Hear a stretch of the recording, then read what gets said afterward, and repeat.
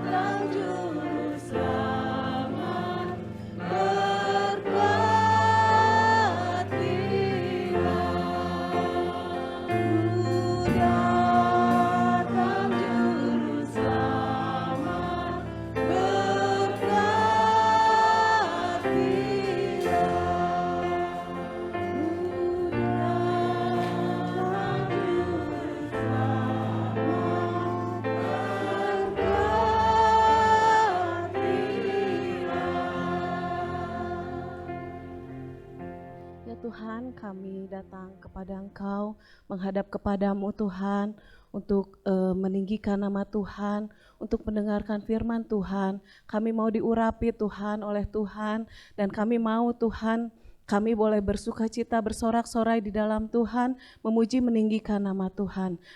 Kami mempersiapkan hati kami Tuhan, supaya kami diberkati oleh Tuhan. Berkati kebaktian kami ini Tuhan dari awal sampai akhirnya, kami menyerahkan ke dalam tangan Tuhan. Dalam nama Yesus Kristus kami berdoa dan bersyukur, haleluya, amin. Bapak Ibu, saya undang untuk bangkit berdiri. Kita akan nyanyikan lagu Kasih yang Begitu Besar. Boleh bergoyang ya.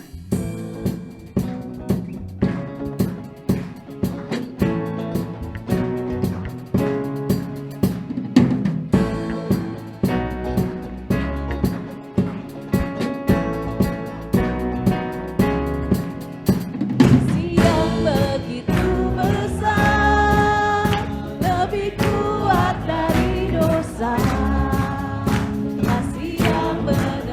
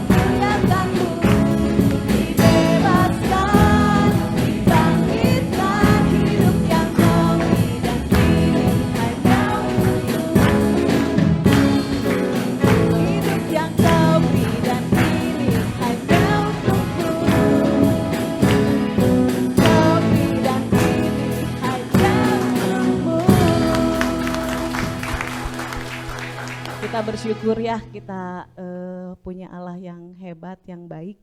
Dia memberi kasih yang besar itu kepada kita. Kasih itu siapa? Tuhan itu sendiri.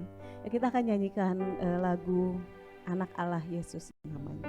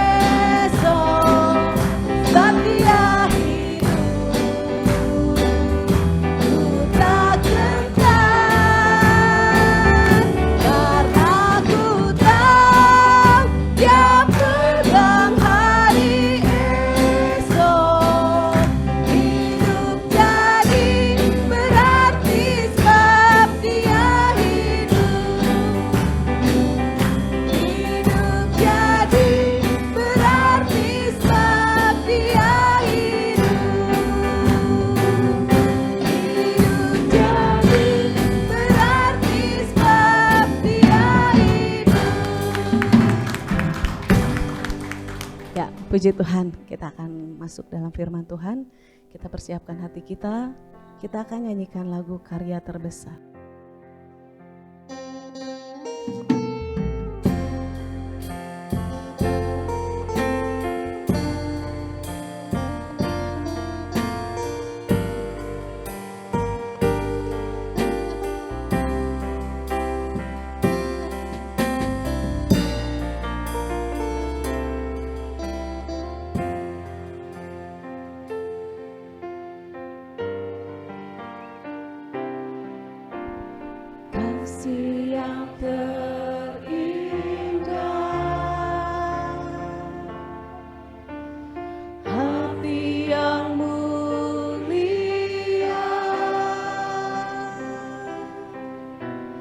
Hanya ku temukan di dalam-Mu, Yesusku. Pujian dari hatiku selalu di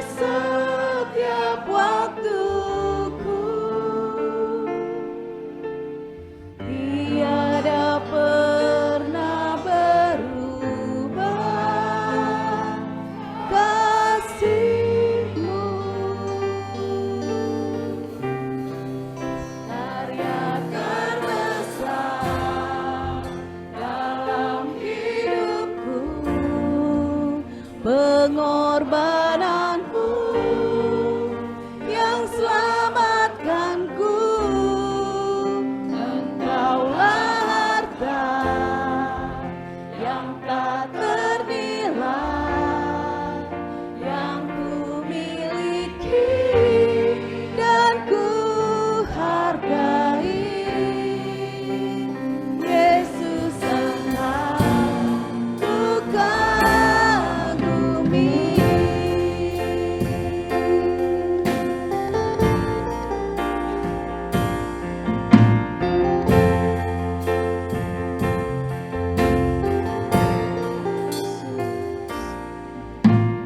Kasih yang terindah,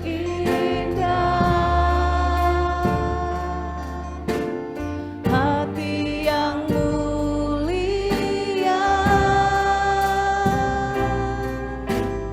hanya ku temukan dalam-Mu, Yesusku. Pujian dari hatiku selalu di setiap waktuku, tiada pernah berubah kasih-Mu.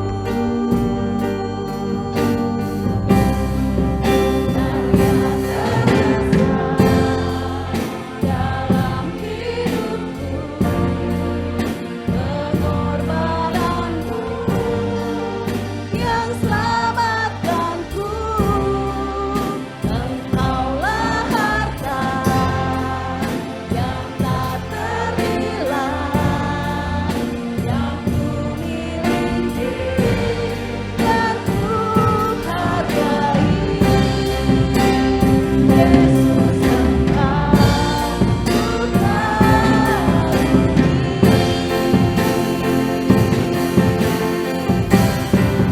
Karya terbesar dalam hidupku, pengorbananmu yang selamatkanku. Engkaulah harta yang tak ternilai yang ku miliki dan ku hargai. Yesus, Engkau ku kagumi. Karya terbesar, karya terbesar dalam hidupku, pengorbananmu yang selamatkanku. Engkaulah harta yang tak ternilai yang ku miliki dan ku hargai. Yesus, Engkau ku kagumi. Yesus, Engkau ku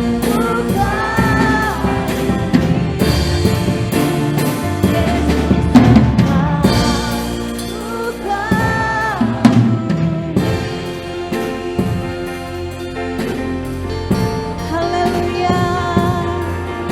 Kami kagum akan Engkau, Tuhan. Haleluya. Terima kasih, Yesus. Terima kasih. Kami bersyukur. Kami tinggikan Engkau. Engkau layak, Tuhan. Engkau layak ditinggikan. Kami memuji-Mu, Tuhan. Terima kasih, Tuhan. Haleluya. Haleluya. Terima kasih. Terima kasih, Tuhan, untuk karya-Mu yang terbesar untuk kami Tuhan. Kau merelakan anak-Mu untuk mati, untuk menebus dosa-dosa kami Tuhan. Siapa kami di hadapan-Mu Tuhan, tetapi Engkau menjadikan kami berharga di mata-Mu Tuhan. Terima kasih Tuhan untuk anugerah-Mu yang begitu besar bagi kami Tuhan. Kami bersyukur Tuhan untuk hari ini kami boleh datang ke hadirat-Mu. Kami boleh memuji Tuhan, kami boleh meninggikan nama-Mu Tuhan. Dan kami boleh menyembah Engkau Tuhan. Terima kasih Tuhan. Dan saat ini Tuhan kami mau mendengarkan firman-Mu. Urapi kami Tuhan, biarlah kami boleh dengar-dengaran akan firman Tuhan. Urapi hamba-Mu yang akan menyampaikan firman-Mu Tuhan. Urapi dari ujung rambut sampai ujung kaki. Biar Tuhan yang berbicara kepada kami melalui hamba-Mu ini Tuhan. Terima kasih Tuhan, nyatakanlah isi hati-Mu kepada kami, supaya kami mengerti Tuhan apa yang Kau mau untuk kami perbuat kepada Engkau Tuhan. Terima kasih Tuhan Yesus, kami bersyukur di dalam nama Tuhan Yesus. Haleluya, amin. Ya, shalom. Selamat pagi Bapak Ibu dan Saudara yang Tuhan Yesus kasihi. Pertama-tama saya bersyukur kepada Tuhan melalui Bapak Gembala memberikan kesempatan kepada saya untuk menyampaikan firman Tuhan pada pagi hari ini. Dan saya sungguh menghargai kesempatan ini. Jadi ketika saya hadir bersama dengan Bapak Ibu dan Saudara, saya serasa di rumah sendiri. Bapak Ibu dan Saudara, karena Pak Daniel dan Ibu Lina itu senior saya. Dan saya merasa ya ketika kami ngobrol, ketika kami sering bertemu ya dalam acara-acara gereja, saya banyak mendapatkan ya nasihat, masukan. Jadi saya ingin katakan mereka itu adalah mentor saya. Ya, jadi puji Tuhan, Bapak Ibu dan Saudara, kalau pada kesempatan pagi hari ini saya diberikan kesempatan menyampaikan firman Tuhan. Puji Tuhan. Saya ingin mulai dari satu cerita yang saya dapatkan di WA, ya, di WA kepada saya ya. Saya lihat ceritanya bagus, ya. Jadi saya ingin ceritakan cerita yang saya baca di WA itu. Begini ceritanya, ada seorang murid dan guru, ya. Mereka jalan-jalan, tiba-tiba mereka ya berjalan di satu komplek peternakan. Nah, kemudian mereka melihat ada sepatu lusuh dan mereka yakin itu sepatu yang dimiliki oleh petani yang miskin. Nah, lalu murid berkata kepada sang guru, "Pak, bagaimana kalau kita sembunyikan sepatu itu? Saya ingin lihat gimana reaksi dari sang petani itu ketika melihat sepatunya hilang." Lalu sang guru katakan, "Nak, enggak baik berbuat seperti itu, bertindak kejam kepada orang miskin. Bagaimana? Saya punya ide. Kalau kita letakkan uang di sepatu itu, nanti kita lihat gimana reaksi sang petani itu. Kita sembunyi, kita ingin lihat gimana reaksinya." Lalu kemudian sang guru dengan muridnya ya menyimpan beberapa koin di sepasang sepatu itu. Tidak berapa lama ketika mereka menunggu, sang petani datang. Lalu kemudian dia memasukkan kakinya di sepatu. Dia terkejut. Kenapa kok ada benda aneh? Lalu kemudian dia mencoba, apa sih benda aneh yang ada di sepatu saya? Kemudian dia lihat, ya, ketika dia lihat sepatunya ada uang koin di sana. Dia lihat ke sana kemari, jangan-jangan ada orang yang memiliki uang itu. Ternyata memang gak ada. Lalu kemudian uang itu dimasukkan ke kantongnya. Nah, selanjutnya dia mencoba lagi sepatu yang lain, dia masukkan kakinya di sepatu. Ternyata ada juga benda keras yang dia rasa nyangkut di kakinya. Lalu kemudian dia mencoba, apa sih benda itu? Ternyata ketika dia lihat, itu juga beberapa uang koin. Lalu kemudian dia ambil. Kemudian sang petani miskin ini berdoa. Dia menghadap ke atas. Beribu-ribu terima kasih Tuhan untuk orang yang memasukkan koin yang ada di sepatu saya ini. Sehingga saya bisa membeli obat untuk istri saya yang sakit. Lalu kemudian saya juga bisa membeli makanan untuk anak saya yang kelaparan. Mendengar itu, sang anak berderai air mata, keluar air matanya. Ya. Tidak berapa lama setelah petani itu kembali ke rumahnya, sang guru bertanya, "Nak, mana yang baik? Apakah menyimpan sepatu sang petani itu ataukah menyimpan koin di dalam sepatunya?" Lalu sang anak katakan, "Pak, terima kasih. Bapak sudah memberikan pelajaran kepada saya. Ternyata membahagiakan orang lain itu yang membuat saya bahagia." Bapak, Ibu, dan Saudara,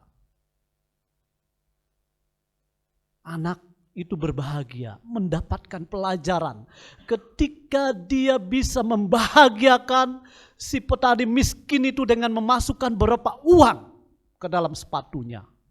Dia berbahagia dengan apa yang dilakukan. Pada pagi hari ini, Bapak, Ibu, dan Saudara, ada seorang pribadi yang berbahagia, membahagiakan kita. Dengan cara bagaimana? Bukan memberi uang, tetapi dia memberikan hidupnya untuk kita. Beberapa waktu ke depan, kita akan merayakan Jumat Agung dan Paskah. Kita akan mengingat apa yang Tuhan Yesus lakukan untuk kita. Dia memberikan hidupnya, dia memberikan nyawanya untuk kita, untuk membahagiakan kita. Jadi Anda dan sayalah alasan kenapa Tuhan Yesus rela mati di kayu salib. Bapak, Ibu, dan Saudara, pagi hari ini kita akan belajar, ya. Kita akan belajar peristiwa yang terjadi, ya, sekitar sebelum Tuhan Yesus mengalami penderitaannya di kayu salib. Saya ingin mengajak kita semua membaca bagian firman Tuhan dari Injil Yohanes pasal 13. Injil Yohanes pasal 13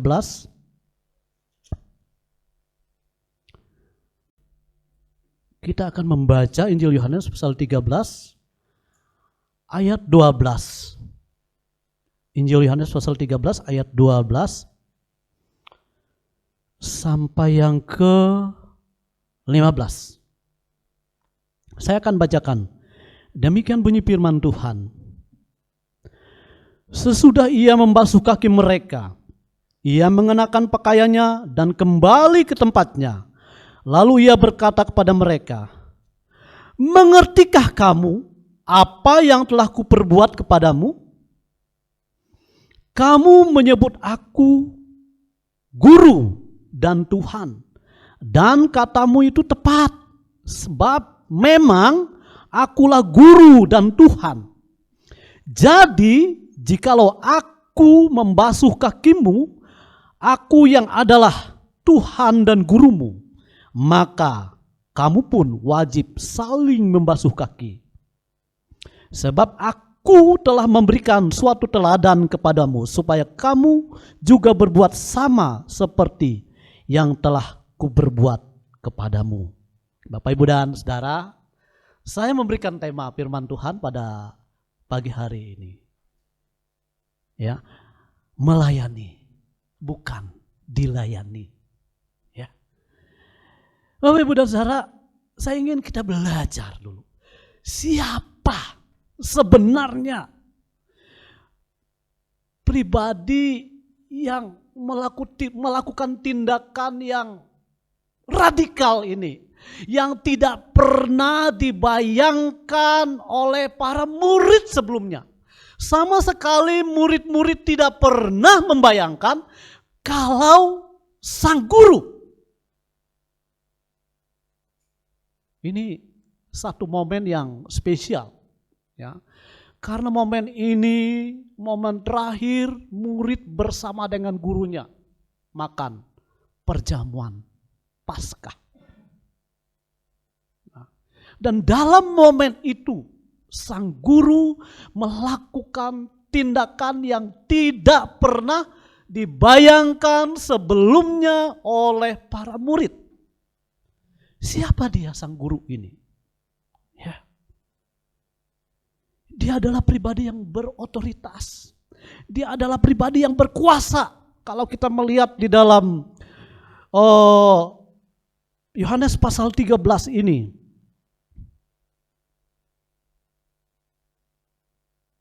ayat 3. Bagian ini jelas mengungkapkan kepada kita bahwa sebenarnya dia pribadi yang berotoritas. Yohanes pasal 13 ayat 3 katakan, ya, Yesus tahu bahwa Bapanya telah menyerahkan segala sesuatu kepadanya dan bahwa ia datang dari Allah dan kembali kepada Allah. Bayangkan, dia tahu dia pribadi yang berotoritas, pribadi yang berkuasa. Tapi kita bisa melihat dia melakukan tindakan yang tidak pernah dibayangkan, dipikirkan oleh para murid sebelumnya. Bapak, Ibu, dan Saudara, biasanya ya, kalau setiap kita kan ingin berada di puncak. Ya, benar tidak? Setiap kita ingin berada di puncak dan ingin menikmati kondisi itu, tetap berada di puncak. Ya. Pasti seperti itu. Bahkan kalau ada tingkatan yang lebih tinggi lagi, kita ingin ada di sana, mencapai puncak itu. Apakah itu dalam karir, dalam posisi pekerjaan kita? Ya, tentu ya Bapak Ibu, kalau kita misalnya bekerja, kita jadi karyawan, pasti kita pingin suatu saat, saya pingin jadi manajer. Atau mungkin kita pingin, wah, tidak hanya jadi manajer, jadi owner. Jadi owner perusahaan misalnya. Tidak hanya jadi pekerja, tapi kita pingin jadi manajer. Ataupun pingin kita yang ada di lebih puncak lagi. Itu hal yang wajar, lumrah. Ya, kita pingin ada di puncak. Tapi kita bisa melihat dalam bagian firman Tuhan ini, Tuhan Yesus tadi mengatakan, kamu mau menyebut aku guru dan Tuhan. Memang aku guru dan Tuhan. Itu yang Tuhan Yesus katakan dalam bagian firman Tuhan ini. Tapi Bapak, Ibu, dan Saudara, dalam bagian firman Tuhan ini kita bisa melihat apa yang Tuhan Yesus lakukan. Satu tindakan yang sebenarnya tindakan simbolik. Ada hal yang ingin Tuhan Yesus ajarkan kepada para murid. Ya, kalau kita melihat misalnya di dalam Lukas pasal 29, pasal 22. Pasal 22. Lukas pasal 22, ya. dalam bagian percakapan Tuhan Yesus di sekitar perjamuan malam itu. Ya. Ada pertengkaran ya di antara murid tentang siapa yang terbesar. Kemudian juga sang guru itu mengatakan kepada para murid dalam ayat yang ke-29, dan aku menentukan hak kerajaan bagi kamu sama seperti Bapakku menentukannya bagiku. Bayangkan dalam dialog-dialog sebelum Tuhan Yesus mengalami penderitaannya, Tuhan Yesus menceritakan bahwa segala sesuatu diserahkan kepadanya. Bahkan dia yang menentukan hak kerajaan bagi para murid. Mereka akan menduduki tahta, mengadili 12 suku Israel. Itu yang Tuhan Yesus katakan di dalam bagian dialog dengan para murid. Dalam percakapan di sekitar perjamuan malam itu. Lalu kemudian kita bisa melihat di sini, Yesus katakan, kalau kamu ingin menjadi terbesar, kamu harus menjadi yang paling muda dan menjadi pelayan. Dan Tuhan Yesus lakukan tindakan yang radikal itu. Dia mencuci kaki para muridnya, membasuh kaki para muridnya. Sebenarnya satu tindakan yang tidak layak dilakukan oleh Yesus. Karena dia adalah guru dan Tuhan. Apa yang Tuhan Yesus mau ajarkan sebenarnya kepada para murid? Karena Tuhan Yesus memerintahkan. Ya, ketika dia memberikan contoh, dia memerintahkan para murid untuk saling membasuh kaki. Ada 3 perintah Tuhan Yesus. Ya, pertama, baptisan memang dilakukan menjadi sakramen. Kemudian melakukan perjamuan kudus juga sakramen. Lalu kemudian perintah yang ketiga ini, saling membasuh kaki. Nampaknya kita belum melihat apakah sudah dilakukan para murid. Dan Bapak Ibu dan Saudara, bagian firman Tuhan ini sebenarnya mengajarkan kita bahwa kerajaan yang diproklamirkan oleh Yesus adalah kerajaan yang menempatkan kasih dan pelayanan. Kasih dan pelayanan. Jadi melalui tindakan simbolik ini Tuhan Yesus ingin mengajarkan kepada para murid, kalau kalian ingin menjadi terbesar dalam kerajaan, menjadi besar dalam kerajaan, lakukan ini. Lakukan ini. Dia memberi contoh, dia yang memiliki otoritas. Bahkan kalau kita membaca di dalam Markus pasal 10. Markus pasal 10 ayat yang ke-45. Ya. Markus pasal 10 ayat yang ke-45. Karena Anak Manusia juga datang bukan untuk dilayani, melainkan untuk melayani dan untuk memberikan nyawanya menjadi tebusan bagi banyak orang. Jadi kehidupan Tuhan Yesus adalah pelayanan demi pelayanan yang dia lakukan, dan puncaknya dia memberikan nyawanya menjadi tebusan bagi banyak orang, bagi kita. Ya, Bapak Ibu dan Saudara, kita bisa melihat di sini siapa dia yang memberi perintah supaya kita meneladani tindakannya. Ya, dia tidak hanya memberi perintah, tapi sepanjang hidupnya dia memberi contoh dan teladan bagi para murid bahwa memang dia datang ke dunia ini untuk melayani. Ada orang yang sakit, dia sembuhkan.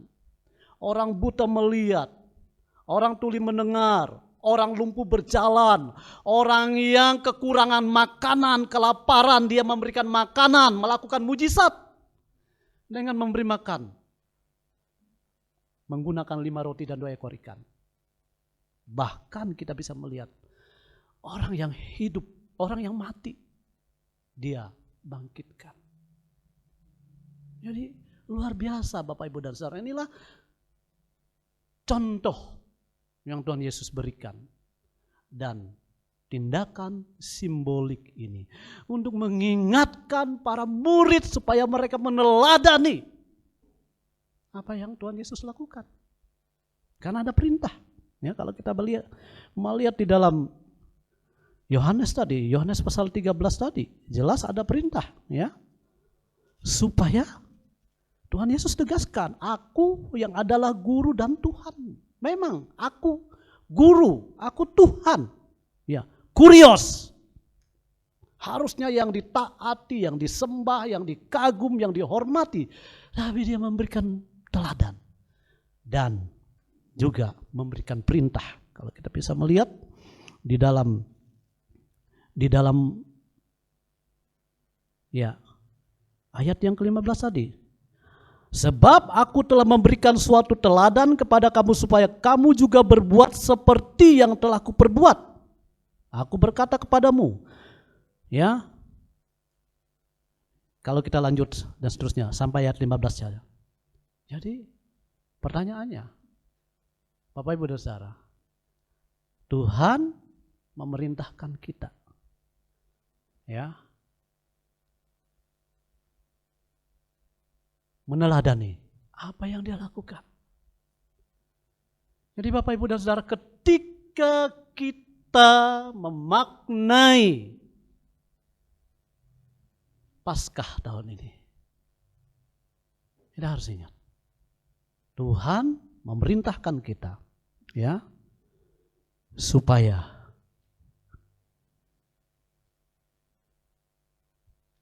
kita meneladani Dia. Meneladani Yesus, melayani, bukan dilayani. Wah, saya kira kalau semua jemaat di sini ingin terlibat melayani, pasti Bapak Gembala bahagia ya Pak ya. Amin. Puji Tuhan. Jemaat di sini mau melayani, mau terlibat dalam pelayanan, angkat tangan yang mau melayani. Ini perintah Tuhan loh. Puji Tuhan. Amin. Saya kira Tuhan menginginkan kita meneladani Dia, melayani, ya, melayani, terlibat dalam pelayanan, ya. Nah, kita bisa melihat di sini, itulah sebabnya sebenarnya kerajaan yang diproklamirkan Allah itu menuntut kita terlibat dalam pelayanan, lalu kemudian kita belajar seperti sikap Yesus merendahkan dirinya. Ini yang Tuhan Yesus teladankan bagi kita. Kalau kita misalnya melihat di dalam Filipi pasal 2. Filipi pasal 2 ini ayat yang terkenal saya kira ya. Filipi pasal 2. Ayat yang ke-5 sampai yang ke-8 kita bisa melihat di sini. Ya. Gagasan tentang melayani, ya, diungkapkan oleh Rasul Paulus di sini. Saya akan bacakan. Hendaklah kamu dalam hidupmu bersama-sama menaruh pikiran dan perasaan yang terdapat juga dalam Kristus Yesus, yang walaupun dalam rupa Allah tidak menganggap kesetaranya dengan Allah itu sebagai milik yang harus dipertahankan, melainkan Dia mengosongkan dirinya sendiri dan mengambil rupa seorang hamba dan menjadi sama dengan manusia. Dan dalam keadaannya sebagai manusia, Ia telah merendahkan dirinya dan taat sampai mati, bahkan sampai mati di kayu salib. Bapak Ibu dan Saudara, luar biasa. Ini teladan yang luar biasa menurut saya. Bayangkan ketika kita melayani Tuhan, melayani dengan kasih, dengan kerendahan hati seperti yang diteladankan oleh Tuhan. Pertanyaannya, ada nggak berkat untuk kita? Apa berkatnya? Ya, kira-kira berkatnya ada nggak kalau kita melayani seperti yang diajarkan oleh Tuhan Yesus? Ada nggak? Ada, ya tentu ada. Nggak mungkin nggak ada. Iya. Coba kita lihat. Iya. Dalam Yohanes pasal 13 tadi ada berkat di sini. Iya, berkat. Iya. Saya nggak berlama-lama ini. Ya. Ada berkatnya. Yohanes pasal 13. Coba kita lihat. Yohanes pasal 13 ayat yang ke-17. Ya, saya akan bacakan. Jikalau kamu tahu semuanya ini, maka berbahagialah kamu jika kamu melakukannya. Wah, luar biasa. Ingin bahagia enggak? Ingin bahagia? Lakukan apa yang menjadi perintah Tuhan. Melayani Tuhan. Saling melayani di antara sesama kita. Dengan kasih. Karena kalau kita belajar dari percakapan Tuhan Yesus dengan murid sebelum dia mengalami penderitaan. Ada juga perintah. Supaya kita saling mengasihi antara yang satu dengan yang lain. Jadi ketika kita saling mengasihi, orang mengenal kita sebagai murid Kristus. Wah, jadi Bapak Ibu dan Saudara, ketika kita melayani, apa kata firman Tuhan? Ya. Apa kata firman Tuhan? Berkat apa yang kita peroleh ketika kita melayani? Berbahagia. Berbahagia. Ya. Mari kita melihat contoh orang yang berbahagia karena dia melayani. Dihormati Tuhan. Coba kita melihat dalam Yohanes pasal 12, apa kata Tuhan Yesus? Ketika kita melayani, ya. Kalau kita saling melayani antara yang satu dan yang lain itu kan kita melayani juga. Kita mentaati perintah Tuhan. Coba kita lihat apa kata Yohanes pasal 12 ayat yang ke-26. Ya, Yohanes pasal 12 ayat yang ke-26. Barang siapa melayani aku, ia harus mengikuti aku, dan di mana aku berada di situ pun pelayanku berada. Ya, akan berada. Barang siapa melayani aku, ia akan siapa?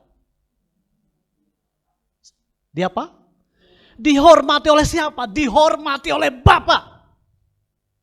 Jadi Bapak Ibu dan Saudara, ketika Bapak Ibu dan Saudara melayani, saling melayani di dalam kasih, tentu ya hamba-hamba Tuhan yang melayani di sini senang, bahagia. Benar? Amin ya Pak Daniel? Tapi ada yang luar biasa lagi. Ini firman Tuhan katakan, siapa yang melayani dihormati oleh Bapa. Wah, luar biasa.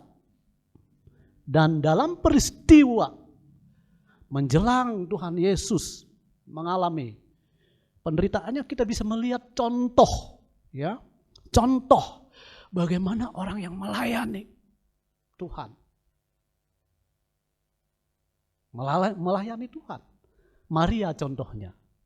Coba kita lihat, ya, contoh ini.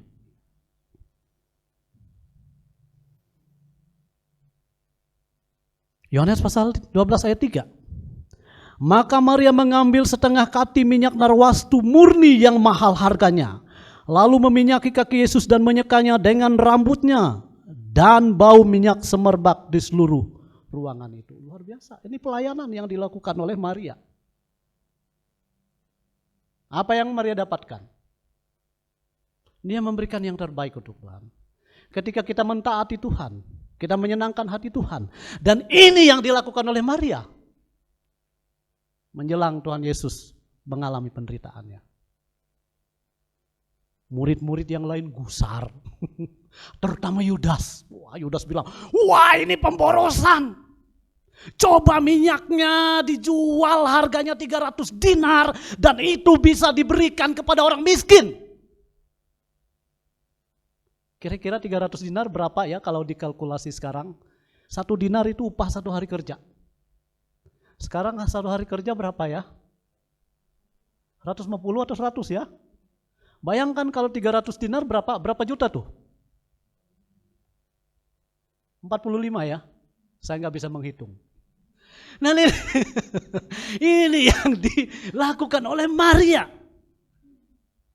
Murid-murid yang lain gusar, Tuhan Yesus biarkan. Dia lakukan itu untuk mengingat hari penguburanku. Dan apa yang dilakukan oleh Maria ini? Kalau kita melihat di dalam Matius pasal 26. Matius pasal 26. Matius pasal 26 ayat yang ke-13. Coba kita lihat. Matius pasal 26 ayat yang ke-13. Saya baca. Aku berkata kepadamu sesungguhnya di mana Injil ini diberitakan di seluruh dunia. Apa yang dilakukannya ini akan disebut untuk mengingat dia. Maria, Bapak Ibu dan Saudara, mendapatkan apresiasi, penghargaan. Kenapa? Karena dia memberikan yang terbaik. Mentaati Tuhan. Kalau kita sungguh mentaati Tuhan, berarti kita sebenarnya memberikan yang terbaik untuk Tuhan. Kalau kita sungguh-sungguh mentaati Tuhan. Nah ini yang dilakukan oleh Maria. Jadi Bapak Ibu dan Saudara, pada pagi hari ini, ya, belajar dari apa yang Tuhan Yesus lakukan ketika dia memberikan contoh membasuh kaki murid-muridnya. Dia ingin murid-murid melakukan contoh itu. Maksudnya saling melayani. Melayani di dalam kasih. Melayani dalam kerendahan hati. Ini yang Tuhan Yesus lakukan. Memberi contoh kepada para murid. Dan memberi contoh juga kepada kita. Jadi Bapak Ibu dan Saudara, ya, saya tidak berpanjang kata orang-orang ya. Wah, saya tidak tambah-tambah firman Tuhan, tidak tambah waktunya. Sebagai bagian akhir dari firman Tuhan ini. Ketika kita belajar tentang apa yang Tuhan Yesus lakukan. Menjelang dia menyerahkan dirinya, menderita di kayu salib demi kita, karena firman Tuhan di dalam Markus pasal 10 ayat 45 tadi, bahwa anak manusia datang bukan untuk dilayani tapi melayani, menyerahkan nyawanya bagi kita. Dia memberikan teladan itu bagi kita supaya kita berbahagia. Dia menginginkan kita. Kitalah alasan dia mati di kayu salib. Karena dia menginginkan kita menikmati kebahagiaan bersama-sama dengan dia di dalam kerajaan surga. Dan sementara saat ini kita menantikan janji itu, Bapak Ibu dan Saudara. Tuhan memerintahkan kita supaya kita meneladani apa yang Tuhan Yesus lakukan. Melayani, saling melayani di dalam kasih. Dan apa berkatnya? Kita akan berbahagia. Lalu kemudian apa lagi? Dihormati oleh Bapa di surga. Siapa yang ingin berbahagia? Siapa yang ingin dihormati oleh Bapa? Layani dia. Seperti yang diperintahkan oleh Tuhan. Amin. Bapa di dalam surga, hati kami melimpah dengan ucapan syukur. Kami bersyukur hari ini bisa memuji mengagungkan Tuhan. Biarlah semuanya boleh menyenangkan hati-Mu Tuhan. Kami juga bersyukur Tuhan bisa mendengarkan firman Tuhan. Biarlah setiap benih firman Tuhan tertanam di dalam hati kami. Dan biarlah kami lakukan di dalam hidup kami. Kami boleh mengenang kepada Tuhan Yesus yang begitu luar biasa di dalam hidup kami. Yang sudah memanggil dan memilih kami menjadi anak-anak-Mu. Dan Tuhan, hari-hari ini kami mengenang Tuhan. Bagaimana Tuhan sendiri sudah memberikan teladan kepada kami menjelang kematian-Mu Tuhan di kayu salib. Untuk menebus dosa umat manusia.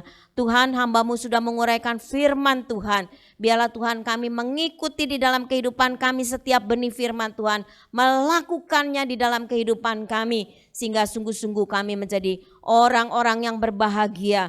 Karena kami belajar melayani bukan dilayani. Biarlah setiap kami saling melayani dengan kasih dan di dalam kerendahan hati. Tuhan, kami sungguh berterima kasih buat hamba-Mu yang hari ini sudah menyampaikan kebenaran firman Tuhan. Pakai Tuhan Bapak Pendeta Adrianus bersama dengan keluarga, dimanapun hamba-Mu boleh melayani, nama Tuhan dipermuliakan melalui kehidupan dan keluarganya.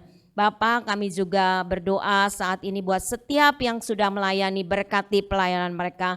Biarlah mereka semakin indah di hadapan Tuhan ketika mereka boleh melayani Tuhan dengan karunia-karunia yang Tuhan sudah berikan dalam kehidupan kami semuanya. Bapak, kami juga berdoa kalau ada di antara kami yang hadir maupun yang tidak hadir dalam keadaan sakit, biarlah Tuhan jamah di dalam nama Tuhan Yesus. Tuhan memberikan kesembuhan. Kalau di antara mereka dalam kekurangan, Tuhan yang memberkati. Kalau dalam masalah pergumulan kehidupan mereka, Tuhan yang akan membukakan jalan. Biarlah Tuhan memberikan kelepasan segala masalah persoalan yang dihadapi oleh setiap kami semuanya. Tuhan, kami juga berdoa untuk pribadi demi pribadi, keluarga demi keluarga, dalam usaha, di dalam pekerjaan, berkati dengan berkat yang berlimpah. Tuhan juga anak cucu kami di dalam sekolah, di dalam pendidikan, Tuhan, biarlah Tuhan mereka juga boleh berhasil dan nama Tuhan dipermuliakan melalui kehidupan mereka semua.